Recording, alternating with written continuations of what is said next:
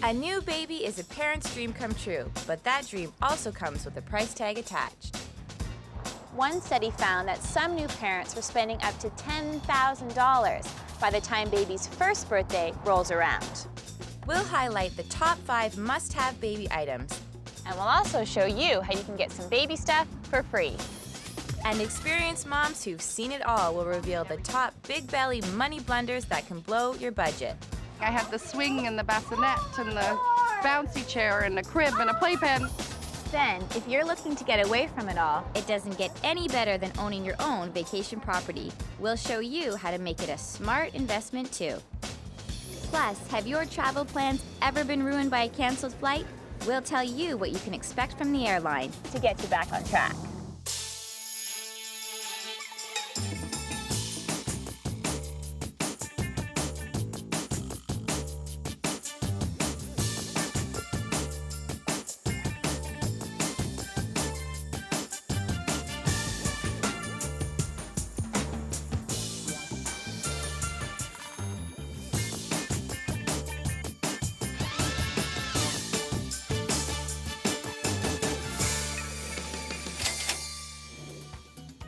There are few things more frustrating than being stranded at the airport because of a canceled flight. We're on a crusade to find out what you can do if it happens to you.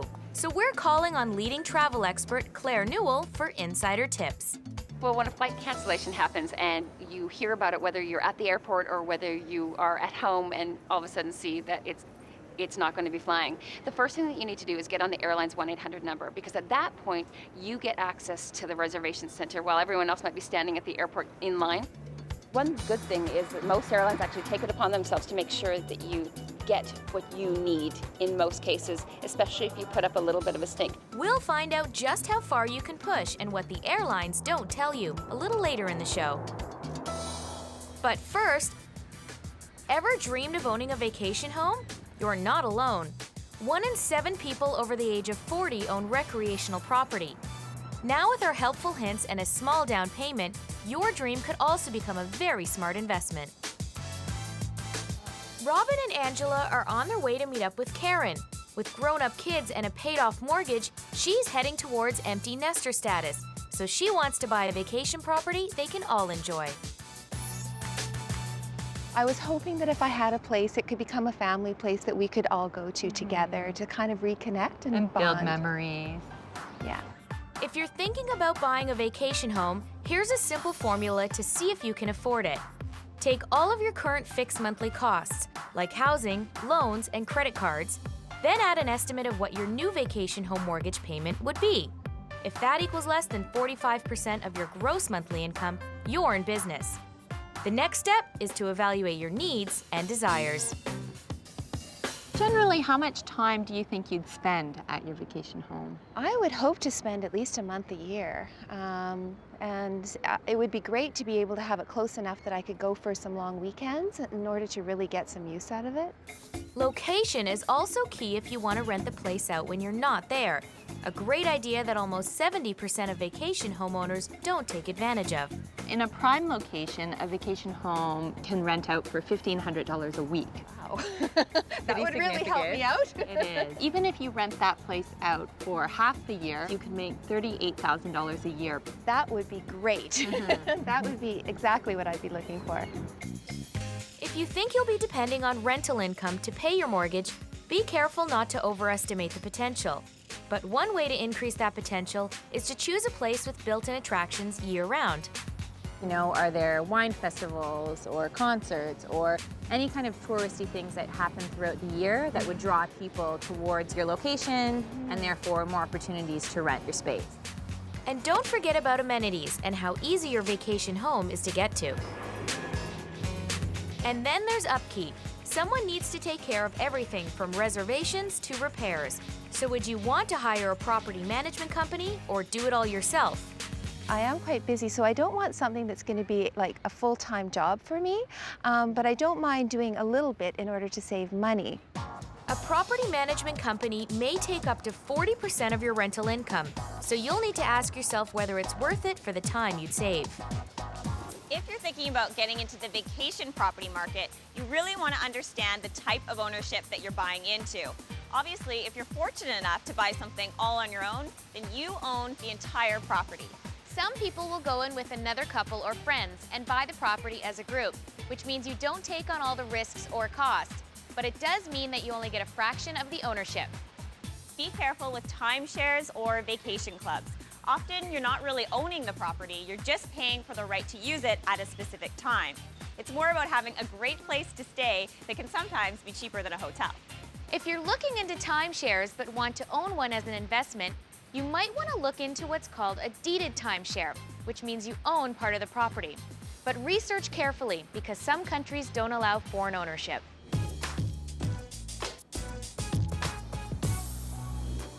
Because she's debt-free and has a good income, Karen meets our vacation home formula and can buy her own property. Now we'll tell Karen exactly how much she can afford to spend. We've had a mortgage broker review your financials, and based on your current home value, you can afford $70,000 of a home equity loan. That's a pretty good down payment sitting in my house that I didn't know I had. Right. A home equity line of credit is a loan from the bank borrowed against the equity of the home you currently own. The home's value and your credit score determine how much the bank will actually give you. And like a line of credit, you only pay interest on the amount that you actually use. So if the bank says they'll give you $100,000 and you only end up using $70,000 of that, you're only going to pay interest on the $70,000. And if you use that money towards an investment property, the interest is tax deductible. The other thing about a home equity line of credit is that payments can be interest only. You don't have to pay back the principal until you sell the house.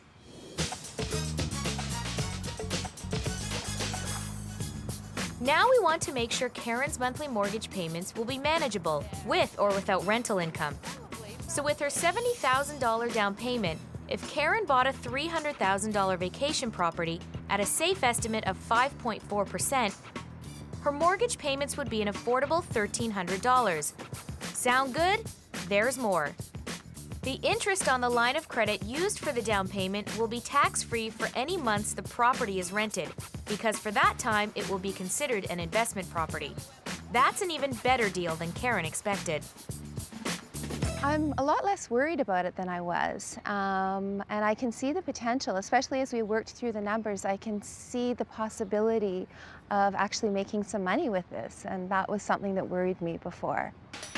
Coming up, ever felt like crying because your flight was just canceled? We'll have you drying those tears with hundreds of dollars in free stuff next time. And thinking about buying a big-ticket item? We'll help you figure out if you really can afford it. That means you have to work 714 hours to pay off that bathroom. Okay. We'll also show you ways to save on the top 5 essential baby items. Plus, do you know how spending $80 now could save you hundreds on your next vacation? We'll show you after the break.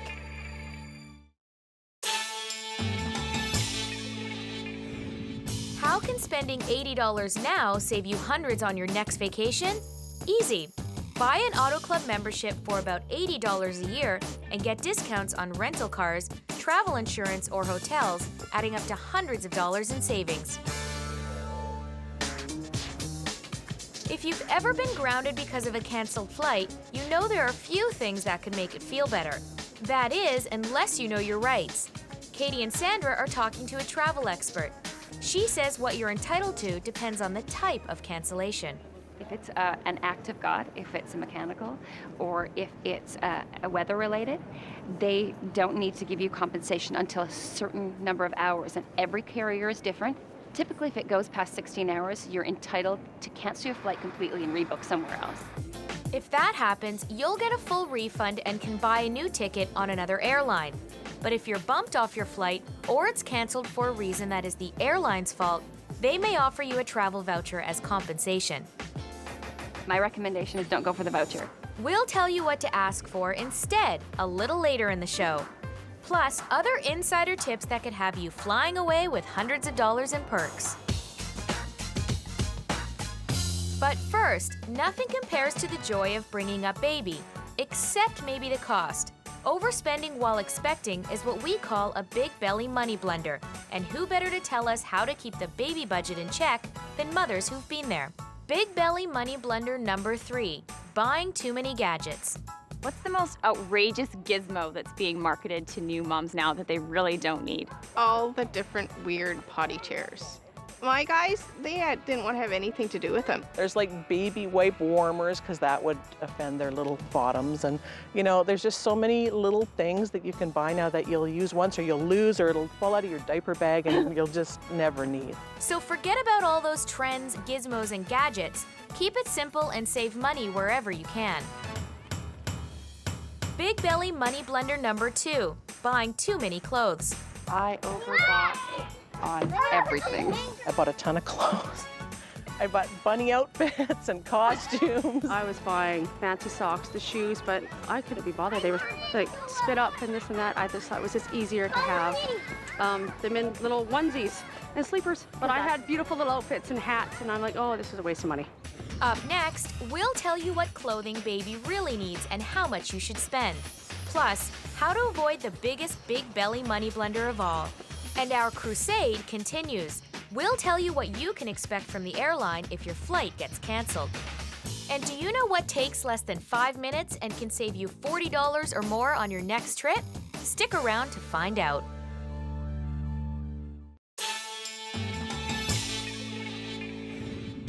What takes less than 5 minutes and can save you $40 or more on your next trip? Requesting a promotional package for your destination online. Many cities have tourism websites that offer free guidebooks, maps, or DVDs that could cost you $40 or more to buy. We've been talking to experienced moms to find out the top spending mistakes to avoid when it comes to buying for baby. Now we're helping Stephanie and Jason. They're expecting their first and are concerned about the costs. We've certainly heard about people spending upwards of $10,000 to get a baby ready, and as low as probably, a couple of $1,000s, but I think we're more middle of the road type of people. We want to ensure we're getting good quality, but we don't, we're not going to spend $10,000, let's put it that way. Angela and Robin are going to show them how to make smart choices on 5 essentials and make sure they don't make the #1 big belly money blunder. Have you started buying anything for the baby? Not a thing. No. No. Right now I feel like there's a whole bunch of stuff that we are behind the 8 ball on. Really though, there's only 5 essential things that you need in baby's first year. That's good news. Bring it on, bring it on. Baby essential #1, the crib. How much do you think you'll need to spend in the crib? Oh, I think we could easily spend $1,000, maybe $1,500 on the crib. Same thing? Yeah. We'll trim that cost with the help of a baby product expert who knows all the financial pitfalls when it comes to buying baby gear. And that brings us to big belly money blunder #1, assuming a higher price tag means a safer product. So it doesn't necessarily mean the bigger the price tag, the better the crib. No, absolutely not. Every crib sold in North America has to live up to the same safety standard, so that should not be a concern. No, a lot of it is aesthetics, so part of it is, just thinking about that fantasy of what you want baby's room to look like. Jason and Stephanie can save more down the road if they purchase a crib that will grow with their child. This convertible crib becomes a toddler bed. That means the $500 expense now will actually give them 4 years of use. Baby essential #2, the car seat. Nadia recommends buying only 2 car seats, an infant seat to use for the first 6 months to a year for about $200. Then, instead of a toddler seat and a booster seat later, buy 1 convertible seat for about $400. Baby essential #3, the stroller. You don't need to invest a lot of money in a lot of strollers. Just buy your stroller wisely so that when you're using it, you should love to push it. When it comes to strollers, it's all about your lifestyle. A quality basic model starts around $200, but they can go up to $1,500 or more. Nadia says you should spend about $400 for a stroller that can handle all-terrain and fit a car seat for when baby is just an infant. Baby essential #4, clothes. Do you have any idea of what you need for the first year? A lot of sleeping gear, because I gather that's really all they're doing. Onesies, I hear that term a lot. It's a good idea to just buy maybe, 5 to 10 onesies, depending on how often you want to do laundry. You can go through 3 or 4 onesies in a day, depending on baby.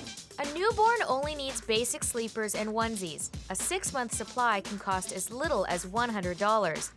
And infants don't need shoes, Take your cue from your kid and wait until baby begins to stand before investing in footwear.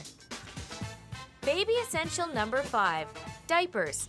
Newborns go through about a dozen diapers a day. That's over 80 diapers a week. Cloth diapers are about $300 for a year's worth, which is half of what disposables would cost, even after you account for washing. Our expecting couple was prepared to pay about $5,000 on all of these items, but after our help, the cost is going to be a lot less. Good news, $1,500. Really? Oh, wow, really? Yeah. A crib will cost $500, car seat $200, stroller $400, baby clothes, essentials only, $100, and diapers $300 for a year. Yes, you heard right. That's just $1,500.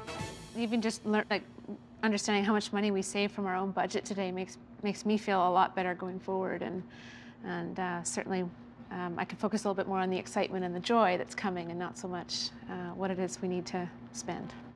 And then there's the free stuff. Companies that make baby products love to give new parents free samples, so start collecting early. If you travel, you've probably had it happen. You hear that dreaded announcement that your flight has been canceled. We're on a crusade to find out what you can do if it happens to you. Katie and Sandra are talking to a travel expert.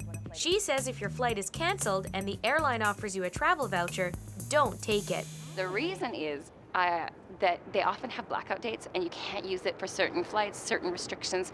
So ask for a cash value credit. And that way you can use it toward any flight anytime you want. And they'll be just as willing to give out the cash value credit? Absolutely, you just have to ask for it. And if you're not offered anything, the best way to get the airline to make good on their bad is to put your claim in writing. If you're going to make a claim, it has to be in black and white. So you need to document exactly what happened and then submit it to their customer service and potentially may get this apology certificate. Basically, it's a gesture of goodwill from the airline, and it may be compensation as little as $50, but maybe as much as a couple of hundred. It's definitely worth writing the letter for. If your flight was canceled because of weather or acts of God not considered the airline's fault, you may not totally be out of luck. Depending on where you live, if you book your trip through a licensed travel agent, you may be totally covered. Often travel agents have to have insurance in case services go unfulfilled. The next time you book, ask your agent if they have a travel assurance fund. And always book travel on a credit card if you can. That way, if your flight is completely canceled, you can go to the credit card company with proof your flight never took off and claim services not rendered. Where are we flying to? Oh, I don't know. Up next, ready to buy a big ticket item? Not so fast. We'll crunch some numbers to see if you actually can afford it. And do you know how you can save up to 15% on purchases you make on your next vacation? Find out how after the break.